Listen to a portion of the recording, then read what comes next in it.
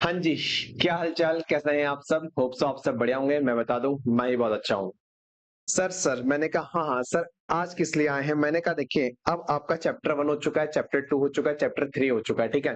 तीनों theoretical chapter थे, principle based, accounting standard based थे। तो इन तीनों चैप्टर्स के accounting standard applicability, accounting standard का इंट्रोडक्शन और फ्रेमवर्क ऑफ फाइनेंशियल स्टेटमेंट का अब हम लोग क्वेश्चंस और एमसीक्यू करेंगे जो इंस्टीट्यूट ने दे रखे हैं, ठीक है। तो इसके लिए मैं आया हूं, मुश्किल से आधा घंटा नहीं लेगा मुझे, बस 20 से 25 मिनट आप मुझे दीजिए। हम तीनों चैप्टर के एमसीक्यूज, इंस्टीट्यूट के सारे क्वेश्चन जो स्टडी मटेरियल में गिवन है उनको यहाँ पे करते हुए चलेंगे। क्या ये वीडियो यूट्यूब पे रहेगा? द आंसर इज यस, ये वीडियो यूट्यूब पे रहेगा। और ऐप के अंदर आपको कहां पर मिलेगा? ऐप के अंदर ना, जो आपका लेक्चर 1, लेक्चर 2, लेक्चर 3 होगा, इसके बाद में क्वेश्चन के लिए अलग से क्वेश्चन एंड आंसर करके लेक्चर आएगा। मतलब ये लेक्चर 4 नहीं होगा, याद रखना, ठीक है। इसका नाम लेक्चर 4 नहीं होगा। ये लेक्चर 3 के और लेक्चर 4 के बीच में क्वेश्चन आंसर करके एक लेक्चर आपका अपलोड हो जाएगा आपके ऐप पे। और अगर वहां पर आपको नहीं भी देखने को समझ में आ रहा है तो यूट्यूब पे अवेलेबल है, वहां से आप इसको देखते हुए चलिएगा। तो क्वेश्चन एंड आंसर के अंदर सर, आ जाओ आ जाओ आ जाओ, इधर आ जाओ। क्वेश्चन एंड आंसर के अंदर आ जाइए। मल्टीपल चॉइस क्वेश्चन के अंदर एमसीक्यू के अंदर पहला एमसीक्यू उसने कहा, accounting standards for non corporate entities in India issued by. भाई साहब, कौन इशू करता है? बताओ जरा, एएस कौन इशू करता है? अपना प्यारा राज दुलारा आईसीएआई। तुम्हारे तो सपने में भी आईसीएआई ही आता होगा, तो ये इशू करता है सर, ठीक है। कोई दिक्कत नहीं सर। अगला क्वेश्चन, अकाउंटिंग स्टैंडर्ड का पर्पस क्या होता है? अकाउंटिंग स्टैंडर्ड क्यों आए थे सर? आपने पढ़ा था, हमने पढ़ा था। अकाउंटिंग स्टैंडर्ड आए थे आपका हार्मोनाइज सिस्टम लाने के लिए, पहली बात। दूसरा, कंपेरेबिलिटी होनी चाहिए, ओके। तीसरा, improve reliability, okay. Manipulated data, ना ना ना सर, ये क्या बात कर रहे हो, ये सब नहीं होता है, ठीक है। तो आपका आंसर क्या हो जाएगा? आंसर आपका हो जाएगा यहाँ पे 1 ए और बी, यानी कि बोथ बी और ए और बी, ठीक है। ये भी सही है, ये भी सही है, ठीक। कोई दिक्कत? यहां तक कोई दिक्कत? ठीक है। इसके बाद, it is essential to standardize the accounting principle and policies in order to ensure. बताइए, वो कह रहा है स्टैंडर्डाइज करना चाहिए हमें अकाउंटिंग पॉलिसीज को, प्रिंसिपल्स को, किस के लिए? ट्रांसपेरेंसी लाने के लिए, कंसिस्टेंसी के लिए, या कंपेरेबिलिटी के लिए? भाई मैं तो बोलूंगा तीनों के लिए। एएस का तो पर्पस ही यही था, इसीलिए एएस आए थे। तो all of the above answer हो गया आपका, ठीक है। Which committee which committee is responsible for approval of accounting standard and their modification for the purpose of applicability of accounting standard in companies? आपका दोस्त कौन था? NFRA, MCA. और दो दोस्त आपके, एनएफआरए और एमसीए। तो कंपनीज के रिस्पेक्ट में कौन बीच में टांग अड़ाएगा, जल्दी बताओ। कंपनीज के बीच में कौन टांग अड़ाएगा सर? एमसीए टांग अड़ाएगा। तो आंसर हो गया एमसीए। इसके बाद, global standard facilitate, global standard क्या आपको फायदा दे रहा है? हम क्यों गोइंग ग्लोबल का कॉन्सेप्ट लेके आए थे? इससे फायदा क्या था? Cross border flow of money, एक देश से दूसरे देश, दूसरे देश के प्रिंसिपल हमारे यहाँ पे, तो हमारा जो बच्चा यहाँ से पास होके जा रहा था उसको दिक्कत नहीं आ रही थी। कंपेरेबिलिटी ऑफ फाइनेंशियल स्टेटमेंट, तो कंपेरेबिलिटी हो पा रही थी। Uniformity in transparency in financial statement, all of the three. The answer is yes, all of the three. कोई दिक्कत यहां तक? कोई दिक्कत यहां तक? ठीक है, चलो आप आ जाइए डिस्क्रिप्टिव क्वेश्चंस में। वो आपसे कहता है, explain the objective of accounting standard in brief and state the advantages of accounting standard. वो कह रहा है अकाउंटिंग स्टैंडर्ड को बारे में बताइए और अकाउंटिंग स्टैंडर्ड के आने से फायदे क्या हुए। तो पहले हम उसको ज्ञान की बात करेंगे, और ज्ञान की बात में हम उसको क्या बताएंगे भाई साहब? ज्ञान की बात में हम उसको बताएंगे अकाउंटिंग स्टैंडर्ड किसे कहते हैं। तो हमने उसको बताया कि सुन भैया सुन, accounting standards are written policy document issued by ICAI या government in relating to various aspect of measurement, treatment, presentation and disclosure। यही पढ़ा था आपने, यही पढ़ा था आपने कि आपके जो अकाउंटिंग स्टैंडर्ड है वो किन चीजों से डील करता है, क्या क्या एरिया कवर करता है? मेजरमेंट, प्रेजेंटेशन, डिस्क्लोजर और treatment of accounting transaction and event, यही पढ़ा था। ऑब्जेक्टिव्स क्या थे इसके? तो ऑब्जेक्टिव उसने पूछा आपसे, स्टेट द एडवांटेज अकाउंट, तो अलग से पढ़ेंगे ऑब्जेक्टिव क्या थे, यही ऑब्जेक्टिव पूछे। पहला, अकाउंटिंग हार्मोनाइज करता है, कंपेरेबल बनाता है और यूनिफॉर्मिटी लाता है। तो वही बातें लिखी होंगी, देखो accounting harmonise diverse accounting policies, facilitate the presentation of financial statement, make comparable, comparability, harmonise और यूनिफॉर्मिटी या रिलायबिलिटी इंक्रीज करेगा। बात खत्म। क्या एग्जाम में सर इतने लंबे लैंग्वेज लिखे? The answer is no. आप कीवर्ड उठा के देखो, कीवर्ड, आप कीवर्ड पे फोकस करो बेटा, बस भाषा अपनी रखो, कीवर्ड आईसीएआई का रखो, ठीक है। Yes sir, yes sir, yes sir. फिर उसने कहा मेन एडवांटेज क्या होता है अकाउंटिंग स्टैंडर्ड के, तो आपको बताना है एडवांटेज क्या होता है। पहली बात, ये फाइनेंशियल स्टेटमेंट को कंपेरेबल बनाता है, जो कि इन्वेस्टर को मदद करता है डिसीजन मेकिंग। इसके अलावा फैक्ट मिसलीड नहीं हो पाता, प्रिवेंट मिसलीडिंग ऑफ फैक्ट, और प्रिवेंट करता है मैनिपुलेशन को। बस क्या हम इतना लिखेंगे, प्रिवेंट मैनिपुलेशन का, तब भी नंबर मिलेंगे, पूरे मिलेंगे। कीवर्ड को आपको लिख के आना है, याद रखिएगा, कीवर्ड को हाईलाइट करके आना है या कीवर्ड पे फोकस करना है, ठीक है। Yes sir, yes sir, yes sir. अगला क्वेश्चन उसने कहा briefly explain the process of issuance. तो इशुएंस का जो प्रोसेस था, क्या प्रोसेस था सर? एएसबी होता है, एएसबी अपने मेंबर्स के साथ में, जो भी इसके रिप्रेजेंटेटिव आरबीआई के, सेबी के, एमसीए और एनएफआरए जो इसके दोस्त हैं, इनके साथ डिस्कशन करता है। इसके बाद में सर ड्राफ्ट बनता है, फिर ड्राफ्ट सर सर्कुलेट होता है, फिर कमेंट आते हैं, फिर मॉडिफाई करके भेजा जाता है, फिर मेंबर्स को दिया जाता है, फिर मेंबर के व्यूज और कमेंट लिए जाते हैं, और फिर फाइनल यहाँ पर इशू किया जाता है। तो ये जो पूरी कहानी थी, वो कहानी यहाँ पर आपको लिखनी है, ठीक है। और कहानी कैसे आएगी? सबसे पहले आईसीआई के पास सरकार गई, आईसीएआई ने ये किया, फिर उसने ये किया। ये किसकी बात कर रहा था? इश्योरेंस ऑफ अकाउंट इंडियन, अच्छा ये इंडियन अकाउंटिंग स्टैंडर्ड की बात कर रहा है, ये इंडियस की बात कर रहा है, ध्यान से समझना, ये इंडियस की बात करते हैं। इंडियस का जो इंडिया में प्रोसेस आया था, कन्वर्ट किया था हम लोगों ने। कन्वर्ट क्यों किया था? क्योंकि हमने कहा था कि हम जो इंडियस थे, जो आईएफआरएस था, आईएफआरएस और आईएएस का जो कन्वर्ट फॉर्म था, हमने कहा था कि हम इंडिया में इसको अपनी इकोनॉमी के हिसाब से लेके आएंगे, और हमने उनको नाम दिया था, भले ही वो आईएएस की सीरीज हो, भले ही वो आईएफआरएस की सीरीज हो, हमने उनको नाम दिया था इंडियस की series.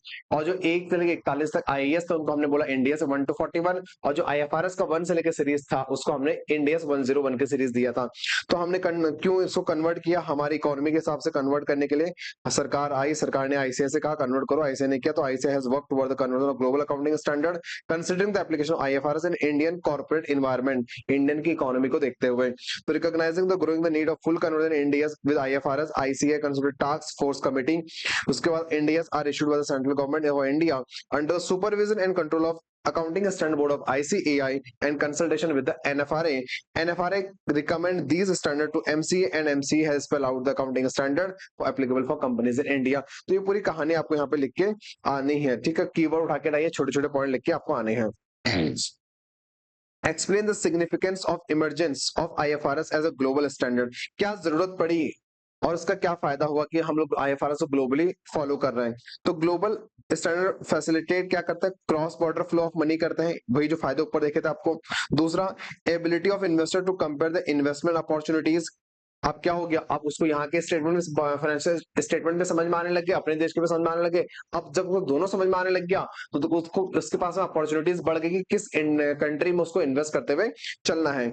It facilitates the accounting and reporting of companies with global operation and eliminate some costly requirements। से रीस्टेटमेंट को, पहले क्या होता कि ब्रांच विदेश में थी, अब उसकी ब्रांच को इंडियन प्रिंसिपल के हिसाब से कन्वर्ट करना है, फिर आपको कंसल्टेंट चाहिए होते थे, फिर अच्छे आपको पढ़े लिखे एक्सपर्ट चाहिए होते थे, वहां के लॉ अलग है, फिर यहाँ के लॉ अलग है, वहां का ट्रीटमेंट अलग है, यहाँ का ट्रीटमेंट अलग है, तो बीच में हाई कॉस्ट आपकी यहाँ पे जाती थी। अब वो कॉस्ट आपकी बच जाएगी, ठीक है। बस ये 3 पॉइंट आपको लिख के आने हैं जो आईसीआई ने दे रखे हैं, बस वही करो, काम खत्म। फिर उसने आपसे बोला कार्व आउट क्या होता है, कार्व इन क्या होता है। याद करें मैंने आपसे क्या बोला था कि आईएएस और आईएफआरएस में कोई चीज है, और जब हमने कन्वर्ट किया इंडियस में, हमने कहा नहीं मेरे देश के लिए जरूरी नहीं है, मैंने हटा दिया, तो ये हो गया था कार्व आउट। आईएएस और आईएफआरएस में कुछ नहीं था, लेकिन मैंने कहा नहीं मेरे देश में अगर काम करना है, ये चीज जरूरी है, उसको ऐड करना पड़ेगा, तो मैंने एडिशनली ऐड किया, तो वो क्या था? कार्व इन, ठीक है। और मैंने आपको शायद फोटो बनाकर भी यहाँ पे दिखाया था, ठीक है। तो certain changes have been made in India in considering the economy of India, which is different as compared to the economic environment presumed by the existence of IFRS। भैया वो यूके या यूरोपियन कंट्री से बना रखे थे। These differences are due to difference in economic conditions prevailing in India. These differences, which are deviation of accounting principle and practice state in IFRS commonly known as carve out. जो difference है इसको हम carve out बोलते हैं। Additional guidance given in, additional guidance मतलब जो चीज वहां पे लिखी नहीं है हमने एडिशनली दे दी, उसको क्या बोला, उसको हमने बोला कार्व इन। ठीक है, तो बस ये आईसीए ने क्वेश्चन दे रखे थे मेरे ख्याल से, यहाँ तक आईसीए क्वेश्चन था आपके पास में, 4 क्वेश्चन दिए थे, 5 एमसीक्यू दिए थे, ये मैंने आपको करा दिए। इतना आप कर लीजिए, इस चैप्टर से काफी है। डंडन डंडन इसके ऊपर वो क्या ही पूछेगा आपसे। ठीक है, चलिए इसके बाद मैं चर्चा आपके साथ करता हूं आपका चैप्टर नंबर 2 से पहले 3 कर लेते हैं। ठीक है, 2 से पहले 3 कर लेते हैं। एप्लीकेबिलिटी ऑफ अकाउंटिंग स्टैंडर्ड के ऊपर। तो एप्लीकेबिलिटी ऑफ अकाउंटिंग स्टैंडर्ड के अंदर आपने पढ़ा था level 1, level 2, level 3, level 4, SMC, non SMC, याद है कुछ? Yes sir, yes sir, very very good. तो सबसे पहले यहाँ पे आ जाओ एमसीक्यू में। एमसीक्यू में आपसे क्या बोलता है, वो आपसे बोलता है non corporate entity which are not level 1 entity. पहली बार लेवल 1 एंटिटी नहीं, मतलब बड़ी बड़ी एंटिटी नहीं है। whose turnover excluding other income exceed rupees, यहाँ कितना, अरे यार ये मैं फिल इन द ब्लैंक्स होगा भाई, रुपीज, ये फिल इन द ब्लैंक्स है बेटा, but does not exceed 250 crore in immediately preceding accounting year is classified as level 2। अब लेवल 2 एंटिटी में बताओ, अगर लेवल 2, लेवल 1 एंटिटी कौन थी, जो लिस्टेड थी कहीं ना कहीं, या लिस्टिंग के प्रोसेस में थी, या 250 करोड़ से ऊपर का टर्नओवर था, या 50 करोड़ से ऊपर का लोन था at any point of time, या उसकी होल्डिंग सब्सिडियरी या बैंकिंग कंपनी या इंश्योरेंस कंपनी, ये कौन था, लेवल 1 एंटिटी था। लेवल 2 कौन था, जो ऊपर पहले कवर नहीं था, या जिसका टर्नओवर 50 करोड़ था लेकिन 250 करोड़ से कम था, लोन 10 करोड़ से ऊपर था at any point of time, और जो उसकी होल्डिंग सब्सिडियरी, यही 3 पॉइंट थे। Yes sir, yes sir, yes sir. तो टर्नओवर की कंडीशन क्या थी लेवल 2 के अंदर, लेवल 2 के अंदर बेटा टर्नओवर की कंडीशन क्या थी सर, 50 करोड़ की थी। 50 करोड़, तो बात खत्म, 50 करोड़। ठीक है, आइए इसका the following accounting standard, the following accounting standard is not applicable to non corporate entity following the level 2। Level 2 के ऊपर पूरी तरीके से कौन सा एएस अप्लाई नहीं होता, एएस 17 लेवल 2, लेवल 3, लेवल 4 पे अप्लाई होता ही नहीं था। एएस 17 जो आपका था सेगमेंट रिपोर्टिंग का, ये लेवल 2, लेवल 3, लेवल 4 पे अप्लाई होता ही नहीं था, फुल्ली एग्जाम था, नॉट एप्लीकेबल था। अच्छा, all corporate entities engaged in commercial, industrial and business reporting entities whose turnover excluding other income exceed 250 crore, 250 crore से एक्सीड कर रहा है टर्नओवर, आगे पढ़ने की जरूरत ही नहीं है। टर्नओवर 250 करोड़ से ज्यादा है, कौन है ये, नंबर 1 सबसे बड़ा लेवल 1 वाला है sir, level 1 entity. Oh my God, all non-corporate entities engaged in commercial, industrial and business activity having borrowing excess of 2 crore, 2 crore. देखो ध्यान से मेरी बात समझ, लेवल 1 बड़े बड़े लोग boring 50 crore any point of time, level 2 10 crore, और उसके बाद लेवल 3 2 करोड़। तो 2 करोड़ का लोन ज्यादा, 2 करोड़ से ऊपर का लोन है लेकिन 10 करोड़ से कम है, कौन था भाई, 10 करोड़ से ऊपर तो लेवल 2 होता है, 50 करोड़ से ऊपर लेवल 1 था, और 10 करोड़ से कम और 2 करोड़ से ऊपर वाला कौन था, लेवल 3 था सर, लेवल 3 था। Very very good. इसके बाद small and medium size SMC company mean, SMC कौन था, एसएमसी कौन था, मैंने कहा था अगर आपको याद हो लेवल 1 का उल्टा कर दो यार, लेवल 1 का उल्टा कर दो सर। लेवल 1 क्या था, लेवल 1 था कि आप लिस्टिंग के प्रोसेस में है, या आप लिस्टेड है इन इंडिया और आउटसाइड इंडिया किसी भी स्टॉक एक्सचेंज में, आपका टर्नओवर जब 250 करोड़ से ज्यादा का है during the preceding financial year, या आपका बोरिंग 50 करोड़ से ऊपर का at any point of time, या बैंकिंग कंपनी है, या आप इंश्योरेंस कंपनी है, या आपका जो होल्डिंग एंड सब्सिडियरी है। ठीक है, मैंने कहा इसका उल्टा कर दो। इसका उल्टे का मतलब सर, ना तो आप लिस्टेड है, ना तो आप लिस्टिंग के प्रोसेस में है, ना तो आपका टर्नओवर 250 करोड़ से ऊपर का है, ना तो आप बैंकिंग कंपनी है, ना तो आप इंश्योरेंस कंपनी है, और ना ही आपकी होल्डिंग कंपनी, और ना ही आपका जो लोन है वो 50 करोड़ से ऊपर का है, तो आप कौन है, आप एसएमसी हैं। लेवल 1 का उल्टा कर दो तो आप कौन है, एसएमसी हैं। तो ऐसे केस में बताइए एसएमसी के लिए कौन सी कंडीशन फिट बैठती है, एसएमसी के लिए कौन सी कंडीशन फिट बैठती है, विच मे बी बैंक, हाँ पहले ही साफ साफ लिखा था, which can not be a bank, which is not a bank और इंश्योरेंस कंपनी, तो पहला तो है ही नहीं। ठीक है, फिर लिखा whose turnover does not exceed rupees 250 crore 200 rupees 500 crore, 500 crore की तो बात ही नहीं थी, छोड़ दो भाई, 250 करोड़ की बात थी। ठीक है, 250 करोड़ से ऊपर नहीं होना चाहिए। whose turnover excluding other income does not exceed rupees 50 crore, 50 crore की बात भी नहीं थी। ठीक है, लोन के लिए था कि लोन 50 करोड़ से ऊपर नहीं होना चाहिए, तो टर्नओवर तो था ही नहीं, तो बचा क्या आपके पास, यही बचा, और यही आंसर भी है। whose turnover excluding other income does not exceed rupees 250 crore immediately preceding the accounting year। बात खत्म, डन डन डन डन। यहां तक आपके सारे एमसीक्यू हो चुके हैं चैप्टर 3 के। अब आ जाओ अपने डिस्क्रिप्टिव क्वेश्चंस पे। तो कहता है what are the issue with the accounting standards deal, what are the issues with which accounting standard deal, बताइए अकाउंटिंग स्टैंडर्ड कौन कौन से दिक्कतों के साथ काम करता है, मतलब किस किस इश्यू से डील करता है। भैया अकाउंटिंग स्टैंडर्ड डील करता है आपके recognition, measurement, presentation and disclosure, यही पढ़ा था। एएस यही से डील करता है भाई, एएस आया ही क्यों था, इन्हीं चीजों के लिए तो आया था। बात खत्म। सर मैंने कहा हाँ हाँ, क्या सर अगर मैं एग्जाम में बस इतना लिखूं और थोड़ा सा ऐड कर दूं इतना, क्या पूरे नंबर मिलेंगे? द आंसर इज यस, पूरे नंबर मिलेंगे, कोई दिक्कत नहीं है। आईसीआई आपसे ज्ञान जानना चाह रहा है, ठीक है। ये बीकॉम थोड़ी है कि इतने पन्ने भर के आओगे तो इतने नंबर मिलेंगे। आईसीआई सिर्फ आपका ज्ञान जानना चाहता है कि आपके अंदर ज्ञान है कि नहीं है, ठीक है, कि आप ऐसे रट्टा मार के गैस पेपर सॉल्व करके आ रखे हैं। अच्छा, इसके बाद list the criteria to be applied for the rating non corporate entity as a level 1 entity, level 2 entity, level 3 entity. भाई साहब मुझे ये बताओ लेवल 1 एंटिटी कौन थी, जल्दी बताओ। लेवल 1 एंटिटी कौन थी, जल्दी बताओ। पहली बात, आप लिस्टिंग के प्रोसेस में है या आप लिस्टेड है किसी भी स्टॉक एक्सचेंज में इन इंडिया आउटसाइड इंडिया, पहली कंडीशन। दूसरी, आपका टर्नओवर 250 करोड़ से ऊपर का है इन प्रीसीडिंग फाइनेंशियल ईयर, या आपका जो लोन है at any point of in preceding financial किसी भी पॉइंट ऑफ टाइम 50 करोड़ से ऊपर का है, आप बैंकिंग या इंश्योरेंस कंपनी है या आपकी होल्डिंग और सब्सिडेरी, ये कंडीशन सेटिस्फाइड तो आप लेवल 1 पे आ जाओ। लेवल 2 पे कौन था? अगर आपका टर्नओवर जो है वो आपका जो टर्नओवर है वो 250 करोड़ से कम है, आपका टर्नओवर जो है 250 करोड़ से कम है लेकिन 50 करोड़ से ऊपर का था। दूसरी बात, आपका जो लोन है वो 10 करोड़ से ऊपर का था लेकिन 50 करोड़ से कम है, और आपका होल्डिंग सब्सिडरी। लेवल 3 कौन था? आपका टर्नओवर 10 करोड़ से ऊपर का था, आपका लोन 2 करोड़ से ऊपर का था, या होल्डिंग और सब्सिडरी। लेवल 4 कौन था? जो 1 2 3 कहीं पर कवर नहीं हुआ, लेवल 4 बन गया। क्या सर यही था? आंसर इज यही था, इसलिए मैंने यहाँ पे कहा रेफर नोट्स। आपके नोट्स में जो मैंने आपको लिखा रखा है बस वो करके चले जाना, काम खत्म। आईसी ने बहुत लंबा चौड़ा आंसर दे रखा है, वो आपको नहीं करना, ठीक है। अच्छा, लेवल 3 और ऊपर में नोट्स मैंने इस पेज में भी दे रखे हैं, पीडीएफ के नोट्स में भी दे रखे हैं, आपके जो कॉन्सेप्ट बुक है उसमें नोट्स आ जाएंगे, कोई दिक्कत नहीं है। लेवल सॉरी, क्वेश्चन नंबर 3 की बात करो। List of the criteria applied to the rating a non corporate entity as a level 4 entity for the purpose of compliance. अरे यार लेवल 4 कौन होता है? जो लेवल 1 2 3 नहीं है वो लेवल 4 है, तो पहले आपको लेवल 1 2 3 बताना पड़ेगा, फिर आप बोलोगे कि जो इसका कवर नहीं वो लेवल 4 है। आगे आ जाओ, अगले क्वेश्चन। आगे उसने क्वेश्चन दे रखे हैं आपको, एक्स वाई जेड जिसका टर्नओवर है 50 crore during the previous year and boring जो वो 1 करोड़ है during at any point of time in previous year, wants to avail the exemption available in adoption of accounting standard applicable to the companies for the year ended 31 March ये advise the management on the exemption that are available as per the company's accounting standard rule 2021।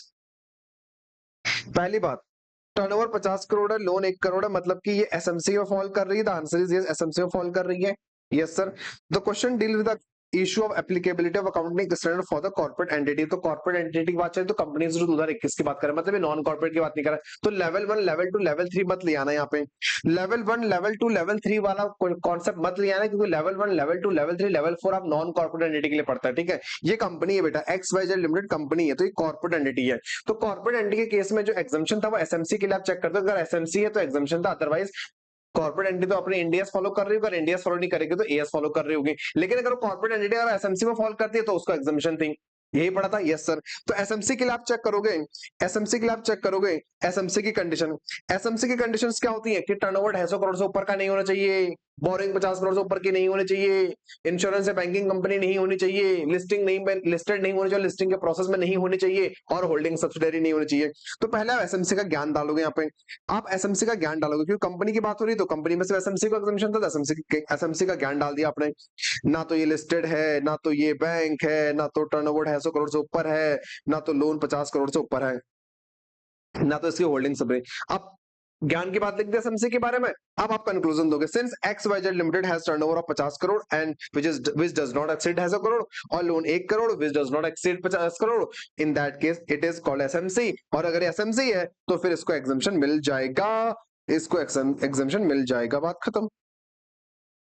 तो आपसे जानना क्या चाह रहा था वो, आपसे एसएमसी का क्राइटेरिया जानना था, और मुझे लगता है इस अटेम्प्ट के लिए मतलब कि आपको ये मई 26 और सितंबर 26 के लिए क्वेश्चन इंपॉर्टेंट बनते हुए चल सकता है, ठीक है। Yes sir. अगला क्वेश्चन उसने क्या बोला, a company was classified as a non SMC in 2001 2002 जो भी है, या 21 22 जो भी आप बोलो।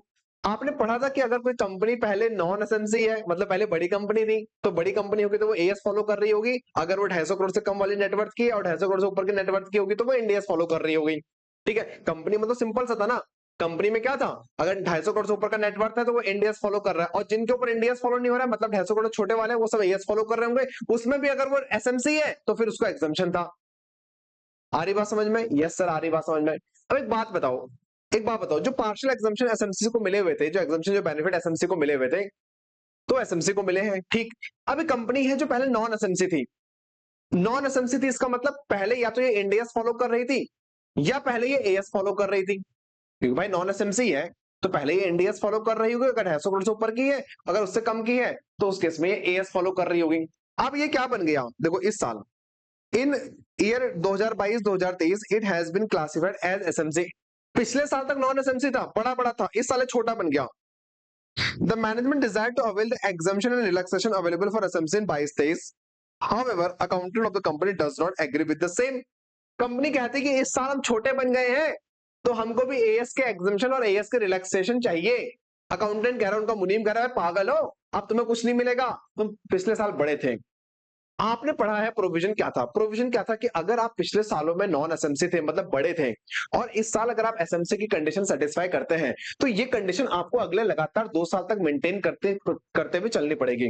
ये कंडीशन आपको अगले 2 साल तक मेंटेन करते हुए चलनी पड़ेगी। अगर अगले 2 साल तक आप मेंटेन करते हुए चलोगे लगातार, तब जाके आपको एसएमसी वाले रिलैक्सेशन एग्जम्पशन मिलेगी, अदरवाइज नहीं मिलेगी। क्या ऐसे ही पढ़ा था आपने रेगुलर क्लास में? द आंसर इज यस, ऐसे ही पढ़ा था आपने मेरे साथ। देखो वही आंसर यहाँ पे लिखा होगा, as per company's accounting standard rule 2021, an existing company which was previously not SMC and subsequently become SMC should not be qualified for exemption and relaxation in respect of accounting standard available to SMC until the company remains SMC for 2 consecutive accounting period। भैया लगातार 2 साल तक आपको छोटा बन के रहना पड़ेगा, लगातार 2 साल अगर आप छोटे बन के रह गए तब जाके आपको एसएमसी में का दरवाजा आपके लिए खुलेगा, वरना इसमें तो हमने हरिसन का ताला लगा रखा है, नहीं आने देंगे अंदर। Therefore, the management of the company cannot avail the exemption relaxation available to the SMC for the financial year 22-23। तो यही आपको लिख के आना है। एग्जाम पॉइंट ऑफ से एक क्वेश्चन इंपॉर्टेंट बनता है, 4 मार्क्स का आने के चांसेस रहते हैं, और इंस्टीट्यूट आपका जो क्वेश्चन नंबर 6 होता है वहां पर ऐसे क्वेश्चन टेस्ट करते हुए चलता है आपके साथ में। आ रही मेरी बात समझ में? Yes sir, yes sir, yes sir. तो यहाँ पर एप्लीकेबिलिटी ऑफ अकाउंटिंग स्टैंडर्ड के जो क्वेश्चन थे वो सारे के सारे हो गए इंस्टीट्यूट के स्टडी मटेरियल के। अब मेरे साथ आप आ जाइए फ्रेमवर्क के चैप्टर में। फ्रेमवर्क के अंदर भी कुछ क्वेश्चंस हैं जो क्वेश्चन हम करेंगे, कुछ तो मैंने आपको करा दिए थे क्लास के अंदर ही, ठीक है। फ्रेमवर्क में कुछ क्वेश्चन तो मैंने आपको करा दिए थे, बट फिर भी जो बचे हुए क्वेश्चंस हैं वो हम यहाँ पे करते हुए चलेंगे, ठीक है। आ जाओ, सबसे पहले मल्टीपल चॉइस क्वेश्चन की बात करते हैं। वो कहता है गोइंग कंसर्न कौन सा, अज्यूम दैट। अरे यार क्या बोलूं मैं, 11th क्लास,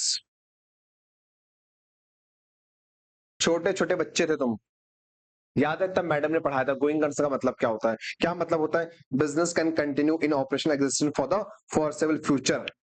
बिजनेस लगातार चलता रहेगा, ये लिखा है बिजनेस कैन नॉट, अरे नालायक, business can not, business will continue for profitable, ना ना ना, बिजनेस कैन नॉट कंटिन्यू, ना ना ना, सब बेकार है, business will run for ever, यही मानते हुए चलते हैं गोइंग कंसर्न में। Yes sir. इसके बाद वो कहता है two principal qualitative characters of financial are, बताओ क्या है। क्या क्वालिटेटिव कैरेक्टरिस्टिक में मटेरियलिटी था? मुझे तो नहीं दिखा। अंडरस्टैंडेबिलिटी था हाँ, लेकिन ये नहीं था। रेलेवेंस था लेकिन मटेरियलिटी नहीं था, मटेरियलिटी नहीं था।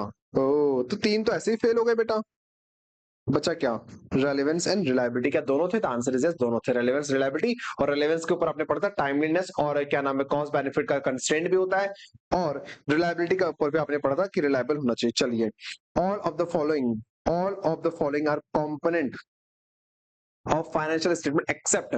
फाइनेंशियल स्टेटमेंट के कौन कौन से कॉम्पोनेंट, बैलेंस शीट कंपोनेंट होता है हाँ, एसपीएल होता है हाँ, सोशल रिस्पॉन्सिबिलिटी रिपोर्ट यानी सीएसआर रिपोर्ट आपकी बनती बैलेंस शीट के अंदर। क्या ह्यूमन रिस्पॉन्सिबिलिटी रिपोर्ट था? द आंसर इज नो, ये हमारे फाइनेंशियल में नहीं आता। अच्छा, इसका accounting policy can be changed if याद करें, बचपन बीत गया आपका पॉलिसी। पहली बात AS1 आप पढ़ेंगे मेरे साथ में, उसमें लिखा होता है कि पहली बात तो आप कंसिस्टेंसी फॉलो करते हैं अगर किसी चीज, और कंसिस्टेंसी क्या होता है, जनरल प्रिंसिपल होता है। फ्रेमवर्क भी एक जनरल प्रिंसिपल है। फ्रेमवर्क क्या बोलते हैं, अगर कहीं कुछ नहीं लिखा तो फ्रेमवर्क हमेशा जिंदाबाद, और फ्रेमवर्क क्या बोलता है, आपको कंसिस्टेंसी फॉलो करते हुए चलनी पड़ेगी, जो कि आपका फंडामेंटल अकाउंटिंग असम्पशन होते हुए चलता है। लेकिन अगर कोई स्पेसिफिक AS है, स्पेसिफिक प्रोविजन है, और वो अपनी बात बोलता है, वहां लिखा कि चेंज कर सकते हो तो आप चेंज कर सकते सकते हैं। लेकिन चेंज करने के कारण क्या होता है? पहली बात, better presentation, requirement of law या चेंज इन लॉ या कंप्लायंस विद एएस, ऐसे कुछ होता था। Yes sir, yes sir, yes sir. तो उसने क्या बोला, आप चेंज कर सकते हैं तो चेंज कर सकते हो। बताओ चेंज क्यों कर सकते हैं? Can be changed if required by accounting standard. The answer is yes, accounting standard में लिखा है चेंज कर सकते हो, कर सकते हैं। फॉर मोर बेटर प्रेजेंटेशन, जिसको हम लोग बोलते थे, यही पढ़ा था हमने। अभी अंग्रेजी ज्यादा अच्छी लिखते हैं, अप्रोप्रिएट प्रेजेंटेशन हम लोग बेटर प्रेजेंटेशन बोल देते हैं, ठीक है। तो both A and B answer सही है। By statute as well accounting, इसका हम बात नहीं करेंगे, नालायक है सब के सब। वैल्यू ऑफ इक्विटी में बी चेंज ड्यू टू, बताइए आपने पढ़ा था इक्विटी कब चेंज हो रही थी? चेंज कब हो रही थी? जब आप इनकम कमा रहे थे या इनकम एक्सपेंस कर रहे थे तब भी चेंज होगी, और कंट्रीब्यूशन कर रहे आना जा रहे तब भी करो भाई। इक्विटी कैपिटल तो चेंज होगी, लॉस होगा तो भी चेंज होगी, प्रॉफिट होगा तो भी चेंज होगी, आना जाना होगा पैसे का, एडिशन कैपिटल तो भी होगी, ऑल ऑफ द थ्री, ठीक है। इसके बाद यहाँ पर आपको क्वेश्चन दे रखा है डिस्क्रिप्टिव के अंदर। पहला क्वेश्चन उसने बोला what are the qualitative characteristic of financial statement which improve the usefulness of information. भाई साहब, क्वालिटेटिव कैरेक्टरिस्टिक अंडरस्टैंडेबिलिटी होती है, रेलेवेंस होता है, रिलायबिलिटी, कंपैटिबिलिटी ऑफ द, अरे बताओ बताओ, यही लिख के आना है। मैंने आपसे कहा था फाइनेंस कैसे होने चाहिए, आपने कहा था समझ में आने चाहिए, टाइम पे मिलने चाहिए, रेलेवेंट होने चाहिए, ठीक है, अच्छी बात है। One of the characteristic of financial statement is neutrality, बिल्कुल आपने कहा था बायस्ड फ्री। न्यूट्रलिटी का मतलब क्या था? बायस्ड फ्री, एम्बिगुअस नहीं होने चाहिए। Do you agree with this? The answer is yes, बिल्कुल एग्री करते हैं भाई, पढ़ के आए हैं हम। न्यूट्रल होने चाहिए, फ्री फ्रॉम एनी बायस्ड होने चाहिए, यही था। Yes sir, yes sir, yes sir. अब बताओ क्या दिक्कत में लगता है? बच्चा कहता है कि सर क्वेश्चन कहां से आता है, करेक्ट क्वेश्चन यहां से आते हैं। स्टडी मटेरियल तुम पढ़ते नहीं हो इंस्टीट्यूट का, चले या तो 5 रुपए लगा के, ऐसे थोड़ी काम होता है। चलिए, Mohan started a business on 1 April 2021 with 12 lakh रुपए represented by the 60,000 unit at the rate 20 each during the financial year. अब देखो उसने 12 लाख रुपए, ये क्या है? कैपिटल बन जाएगा 12 लाख का, और इधर इन्वेंट्री दी जाएगी बैलेंस शीट में एसेट, कैसे? 60,000 इंटू 20 के भाव से, और इधर कैपिटल आ जाएगी 12 लाख रुपए की, ठीक है। ये कौन सा क्वेश्चन है? मुझे लग रहा है कैपिटल मेंटेनेंस का क्वेश्चन है, ठीक है। ये कैपिटल मेंटेनेंस के ऊपर क्वेश्चन पूछ रहा है। तुम्हें क्या लगता है? यस सर, मुझे भी ऐसे ही लगता है। Very very good. अब देखो क्या बोलते हैं, 31 मार्च 2022 जो भी है, ही sold the entire stock for 30 रुपए पर, अच्छा 30 रुपए के भाव से उसने बेचा, तो 18 लाख में बेच दिया उसने, तो 6 लाख का प्रॉफिट हुआ। 6 लाख से प्रॉफिट बढ़ेगा, और 6 लाख से यानी इधर कैश बढ़ा होगा और इधर प्रॉफिट में कैपिटल बढ़ी होगी 6 लाख से। In order to maintain the capital intact calculate the maximum amount which can be withdrawn by the Mohan. अरे भाई साहब, कितना विड्रॉ कर सकते हैं कैपिटल को इंटैक्ट करने के लिए? सोचो सोचो सोचो। क्लोजिंग कैपिटल क्या हो जाएगी आपकी? 60,000 इंटू 30, 18 लाख। इसमें क्या आएगा? बैंक, स्टॉक हट चुका होगा, बैंक आ गया, इन्वेंट्री सारी की सारी बिक गई, तो बैलेंस शीट में क्या आ गया? बैंक आ गया 18 लाख से, और इधर बैलेंस शीट में कैपिटल ओपनिंग इक्विटी कितनी? 12 लाख थी, प्लस 6 लाख का प्रॉफिट आ जाएगा, तो 18 लाख की ये हो जाएगी। तो ये बताओ, वो कह रहा है मैक्सिमम कितना विड्रॉ कर सकते हो कि जितनी कैपिटल आपने शुरुआत में लगा रखी थी वो इंटैक्ट हो। तो भाई मैंने 12 लाख रुपए लगा रखी थी,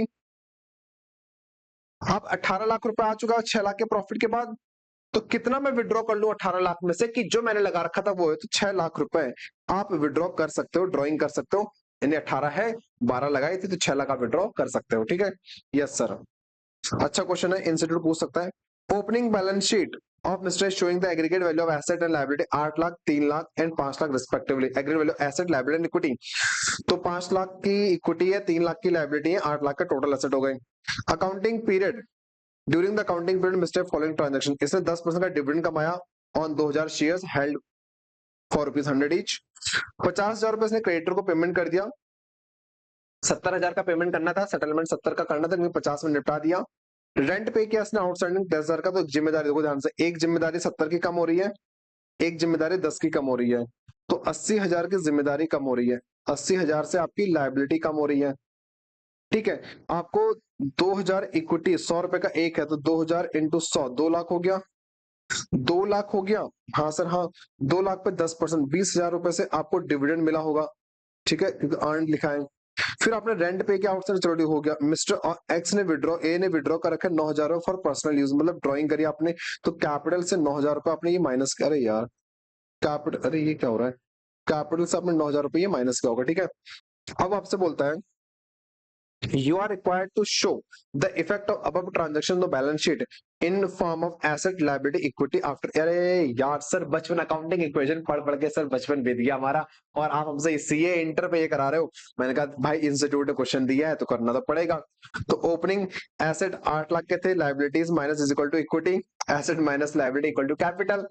8 लाख माइनस 3 5, डिविडेंड अर्न किया होगा तो एसेट बढ़ा 20 लाख से, कैश 2 लाख 8.2 लाख ना, हाँ 2 लाख नहीं 8,20,000 होगा ना, 20,000, 2 लाख का 10 मिनट 20,000 रुपए। तो 20,000 से एक एसेट बढ़ेगा, मतलब कैश बढ़ेगा, तो वो कहा मालिकों का पैसा बढ़ जाएगा। सेटलमेंट ऑफ क्रेडिटर, तो क्रेडिटर कम होंगे तो लाइबिलिटीज कम हो जाएंगे, तो एसेट माइनस लाइबिलिटी, तो लाइबिलिटी कम हो गई तो इतना बचा तो नेट एसेट, नेट एसेट इतना बचा, लाइबिलिटी कम हो रही है तो इक्विटी इतना बचेगा। रेंट आउटस्टैंडिंग था तो लाइबिलिटी कम हो रही है यहाँ से, और नेट एसेट कम हो रहा है यहाँ से। कैश भी तो पे करोगे ना, जिस समय पे करोगे तो कैश पे करोगे तो एसेट कम हो जाएगा, लाइबिलिटी उधर से पे हो रही है। ड्राइंग में क्या होगा, कैश भी कम हो जाएगा इधर से, और इधर से इक्विटी कम हो जाएगी, तो लाइबिलिटीज इंटैक्ट रहेगी। ठीक है, यस सर यस सर। इसके बाद कोई भी क्वेश्चन हमारे पास नहीं है, और एक प्यारा सा यहाँ पर कोड दे रखा है, never say no, never say I can not, you are infinite, all the power is within you, you can do anything. याद रखिएगा, चार्टर्ड अकाउंटेंट हैं आप लोग, ठीक है। अरे सर कैसे बात कर रहे हैं, निर्णय को भविष्य के चार्टर्ड अकाउंटेंट हो, ठीक है। तुम कुछ भी कर सकते हो, ऐसा कुछ नहीं है, क्योंकि जिस दिन तुमने सीए का कोर्स ज्वाइन किया है ना, तो उस जिस दिन तुमने सीए का एनरोलमेंट किया है, पता है तुमने, जिस दिन एसएसपी पोर्टल पर तुमने लॉगिन आईडी क्रिएट करी थी और तुम्हें तुम्हारा सीआरओ एनआरओ जो भी नंबर मिला था ना, उसी दिन तुमने ये साबित कर दिया था कि यू कैन डू एनीथिंग, तुम कुछ भी कर सकते हो। इस बात को याद रखिएगा, कभी ये मत समझिएगा कि मैं ये नहीं कर सकता, कभी ये मत बोलिएगा मैं नहीं कर सकता है, मुझसे नहीं हो पाएगा। तुम कुछ भी कर सकते हो, तुम्हारे साथ तुम्हारे पास कितनी शक्ति है तुम्हें कुछ नहीं पता, बस तुम्हारे जीवन में एक जामवंत की कमी है जो तुम्हें बता सकता है तो कि तुम कितनी बड़ी या कितनी लंबी छलांग मार सकते हो, ठीक है।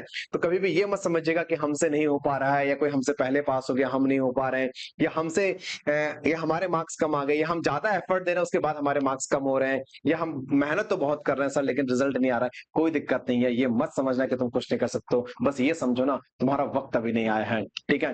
कमजोर तुम नहीं हो, जैसे कृष्ण ने कहा ना गीता में, कमजोर तुम नहीं हो, कमजोर तुम्हारा वक्त चल रहा है। तो वैसे मैं कहूंगा तुम कुछ भी कर सकते हो, कहीं भी हार मत मानेगा, मन से हार मत मानेगा, ठीक है। बस ऐसे ही अपने को मोटिवेट करते रहिए, ऐसे ही अच्छे से पढ़ाई करते रहिए, और देखिए आराम से अगले अटेम्प्ट में आप कैसे पास हो जाओगे, ठीक है। आपके रिजल्ट के नीचे सक्सेसफुल लिखा पक्का पक्का होगा, ये मेरा वादा है आपसे, ठीक है। बस अपना एफर्ट दीजिए, अपना 100% पूरा दीजिए, अपनी मेहनत के साथ कॉम्प्रोमाइज मत करिए, ठीक है। जहां आपके एफर्ट्स के साथ कॉम्प्रोमाइज नहीं होगा ना, तो रिजल्ट के साथ अपने आप कॉम्प्रोमाइज नहीं होगा, ठीक है। यहां तक इस वीडियो को देखने के लिए, यहां तक जुड़े रहने के लिए आपका बहुत बहुत धन्यवाद। पहली बार अगर चैनल पर आए हैं तो सब्सक्राइब करना मत भूलिएगा, अगर वीडियो पसंद आए तो अपने दोस्तों का शेयर करिएगा, और अटेंडेंस अगर आपने लगा दी है अच्छी बात, नहीं लगाई यार अब तो लगा दो, जाते जाते लगा दो, यानी कि लाइक का बटन तो दबा दो, ठीक है।